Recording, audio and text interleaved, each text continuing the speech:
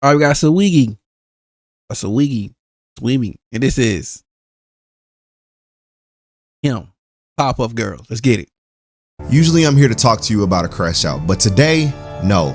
Today is about pure evil. I don't even know if this is a human, but what I do know is that he is him. So ladies and gentlemen, I always just get confused that he is him. I always thought he is a she or whatever. And today I will take you on a journey into the mind of a maniac.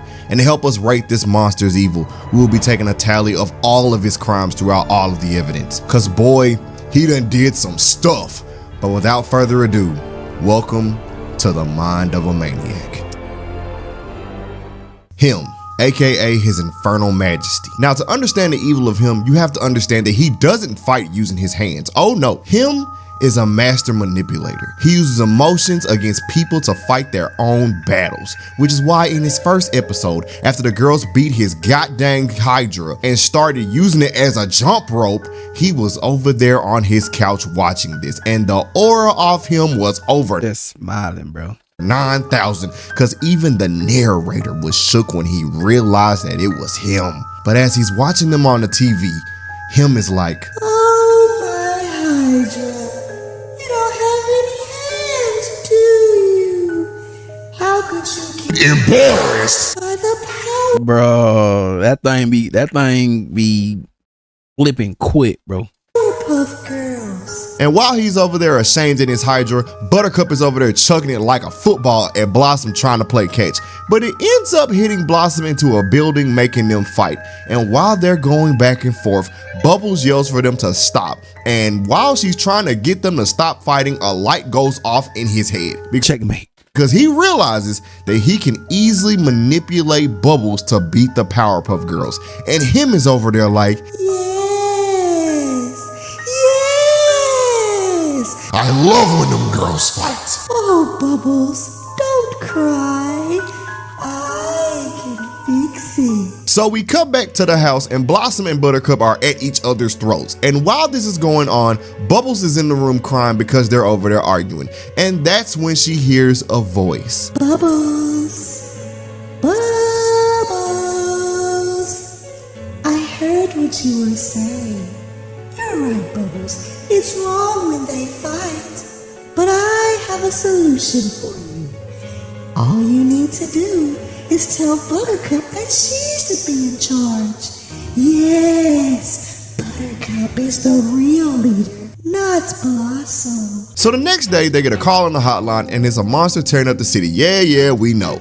So as the girls are heading over there, Bubbles is holding Octi. And as Blossom and Buttercup are getting their asses handed to them, Bubbles goes up to Buttercup and tells her that Octi thinks you should be the leader and do what you want to do. And you know, there's a reason Blossom is the leader. She's rational, she uses her brain, because you see Buttercup don't think. She don't think before she act, bro. She just quick, you know what I'm saying? She quick about it. She about out of action first. She don't use her brain, bro. goes and grabs the top of the water tower, the city's water supply, and chucks it at the monster, just for it to land on top of an old lady and smash her and her bike. And this is why I never want to live in Townsville, because this old lady is just riding in the park. She's a victim. And the next thing you know, she on a t-shirt. So when they get back to the house, Blossom and Buttercup done had it up to here with each other, and they're using their powers in the house fighting each other. And if I'm the professor, both of y'all getting whooped, because I know y'all not tearing up my house. But while this is going on,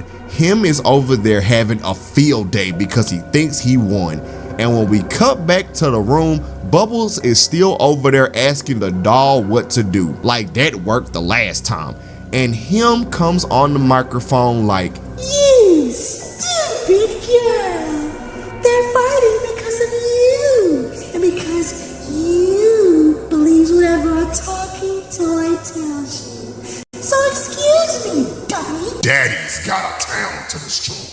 So him turns Bubbles' doll into a giant monster and starts making its way to destroy the town. And Bubbles thinks that she can take the thing down, which if she wasn't so goddamn soft in this episode, she probably could. But when she gets there, yeah, I'm pretty sure she could. She gets snatched up by the dang octopus. And while she's over there screaming for help, Blossom and Buttercup show up, put their differences aside and yank Bubbles out of the monster's tentacles, which is enough for him to be beat for now. And this brings me to chapter 2.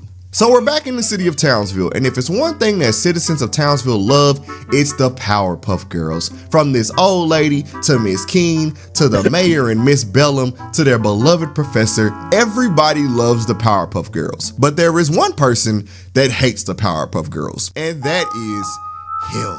And him is over there in the tub like, I hate the Powerpuff Girls. Oh, Powerpuff Girls, we need you. Powerpuff Girls, we love you. I hate them girls, bruh. So while he's talking to the rubber duck about how much he hates the Powerpuff Girls, The part that get me is with the crab, the hands, bro, the crab claws. he comes up with a plan. But before we get to the plan, why is his foot shaped like a heel? So he pops up over the town like the moon in the middle of the night and literally puts hate in the people's hearts overnight, because the very next morning, everyone hates the Powerpuff Girls. And I just gotta say, this is the biggest coercion charge I have ever seen. You could probably throw in the salt with the chemical weapon too, because we don't know what's in that gas. How we know that's safe? So the next day, the girls are out and they find out real quick that everybody can't stand them. This old lady that they helped yesterday is now beating them, Cat scratching them up, Miss Keene getting a class to throw apples and scissors at them. Bruh, hard up apples at their head is crazy. I mean, well, they got power, so they can take it. Even the narrator is sitting there telling them to shut up. But the craziest part about all of this is when they go to the mayor's office and they thought that he wanted them to help open the pickle jar again. So they go and grab the jar. And when they grab the jar, the mayor calls in the goddamn SWAT team on them, and they Set them up. all pull the strap on them. Even my baby Miss Bellum pulls the goddamn pistol out. The little blicky. Bruh, Bellum got a strap too. So when they get home, they realize that everybody is out for their heads. Even the dang professor hates them. And when they run outside, him shows up and tells them that he turned the whole town against them. And then he wraps himself around the professor and proceeds to lick the professor's face. So after him tells them that he turned them against them, he sicks them on the girls. And while they're beating on them, the crash out of the group Buttercup tells the girls that in order to beat them, they gotta beat them. And boy, if you done seen a Powerpuff jumping, you know that body's about to start thumping. Cause the Powerpuff Girls beat the brakes off every citizen of Townsville. It was a massacre. Everybody got it. Even the dang professor. They laid out everybody except Even the cat.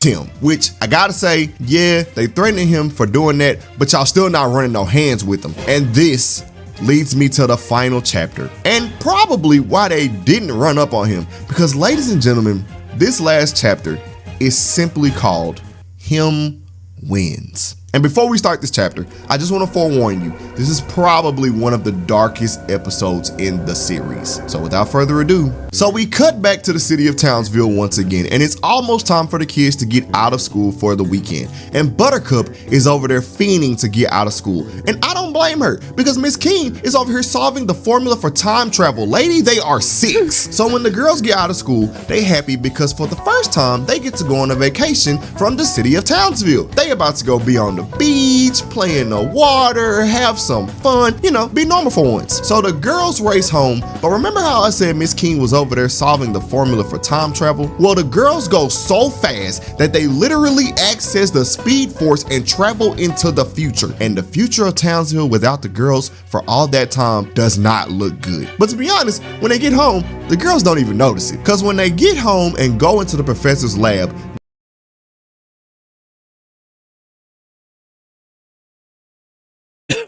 they find the professor, who is now an old man trying to recreate the Powerpuff Girls. And when they try to talk to him, he thinks they're a hallucination and chases the girls out of the house into the now wasteland that is Townsville. And as they fly into the town, they stop at the mayor's office, and they got my baby Miss Bellum in there losing it. Apparently, the girls have been gone so long, and the mayor was trying to call them for help so much, but they never came. And as a result, the mayor is now dead. And after they leave the mayor's office, they stop at the school. I don't think I remember seeing this one.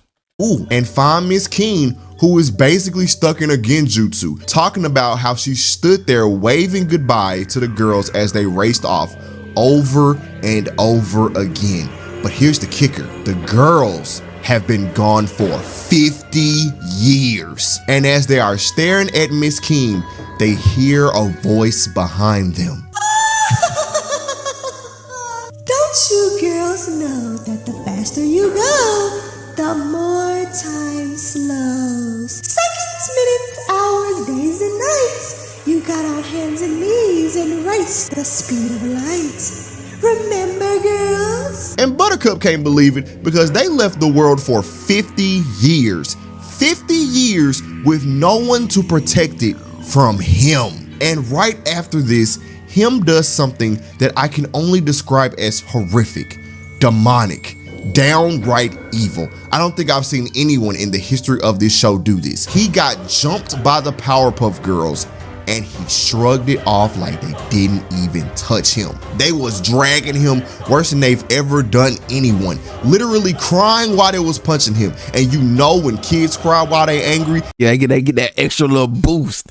They pretend like they got the power, or like Dragon Ball Z characters and stuff, you know. Their power gets multiplied by like 20. And the whole time, him is just smiling while getting beat up by the girls. And after all that, they had him over there tooted up on the ground, and him looks up like, are you finished? Bruh, nah.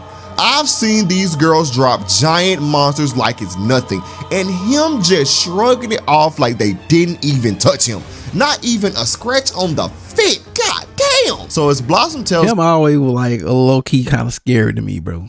Him that he can never beat them, him's eyes starts glowing green and says that he doesn't need to win.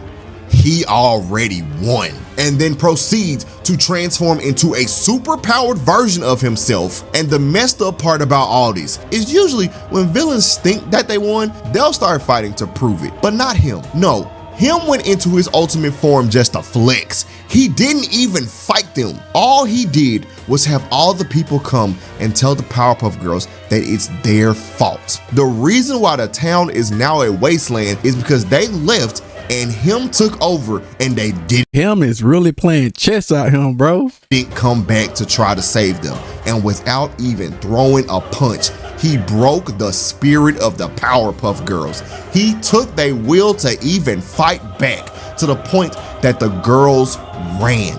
And this time, they didn't run to try to get stronger. They didn't run to find some secret weapon. They didn't come back. They ran away from him. And for the first and only time, the Powerpuff Girls definitively lost. And the only villain that was able to do it was him. All right, y'all ring up my final tally.